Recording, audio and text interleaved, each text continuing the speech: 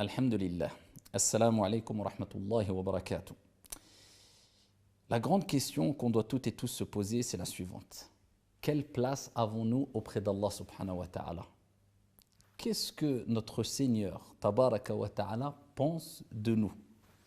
Qu'est-ce que pensent les gens de nous? Est-ce que telle ou telle personne vante nos actions? Ou est-ce que telle ou telle personne nous critique? Ou est-ce que telle ou telle personne fait notre éloge?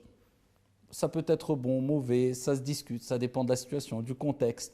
Mais la grande et la plus importante des questions qu'on doit toutes et tous se poser, c'est la suivante. Quelle place ai-je auprès d'Allah subhanahu wa ta'ala?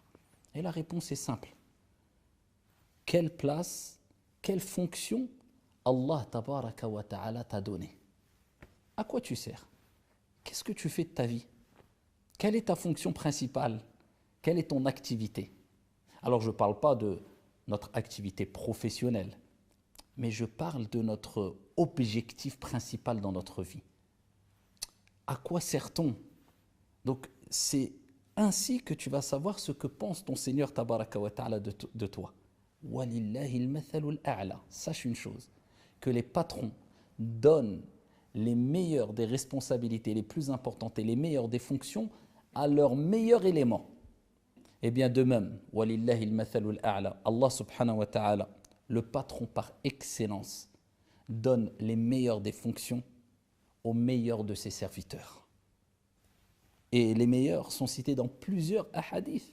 Si tu veux savoir quelles sont les meilleures des fonctions, au-delà de l'activité professionnelle, comme j'ai dit précédemment, et autres, parce que tu peux être faire partie des meilleurs auprès de Dieu, tout en étant ingénieur, tout en étant médecin, tout en étant mécanicien, tout en étant boucher. Est-ce que tu fais partie des meilleurs qui sont cités dans les hadiths? Et il y en a à foison plein de hadiths qui parlent des meilleurs. De qui sont les meilleurs? Mais je citerai juste quelques hadiths qui réunissent ici les deux relations, verticale et horizontale. La relation avec Allah subhanahu wa ta'ala et la relation avec ses serviteurs. À titre d'exemple, Allah subhanahu wa ta'ala dit وَمَنْ أَحْسَنُوا, c'est la meilleure des fonctions.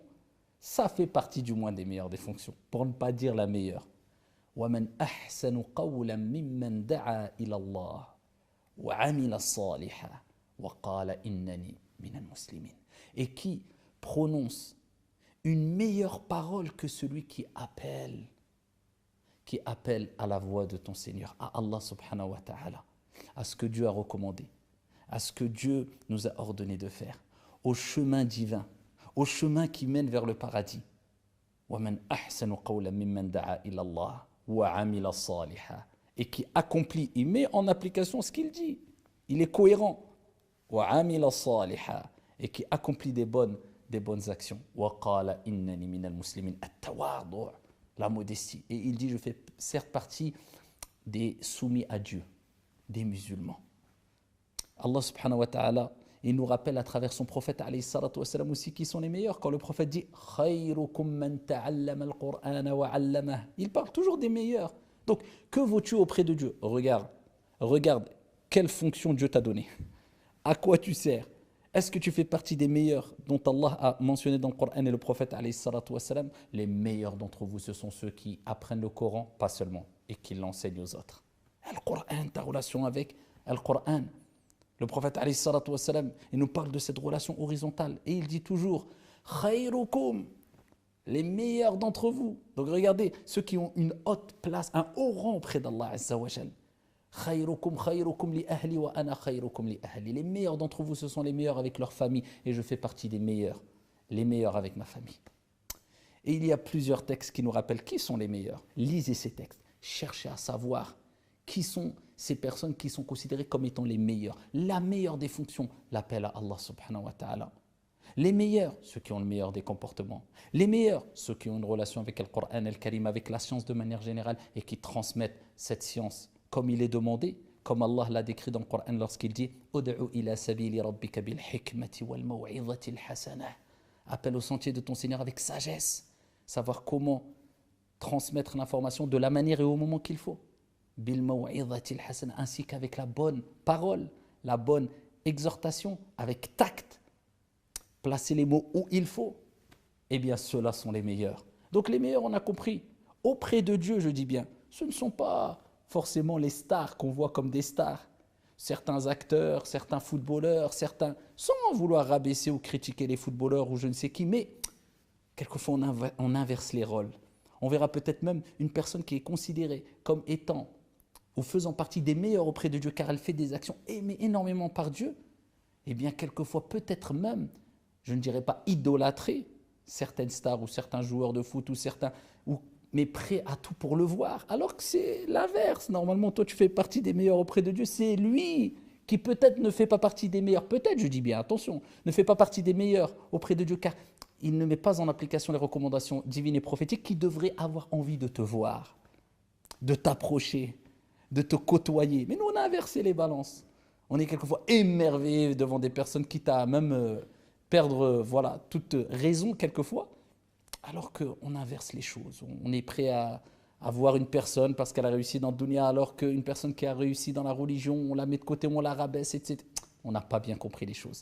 Et c'est pour ça qu'Allah dit dans le Coran, قُلْ أَتَسْتَبْدِلُونَ الَّذِي هُوَ أَدْنَى بِالَّذِي هُوَ خَيْرٌ. C'est une interrogation si on veut.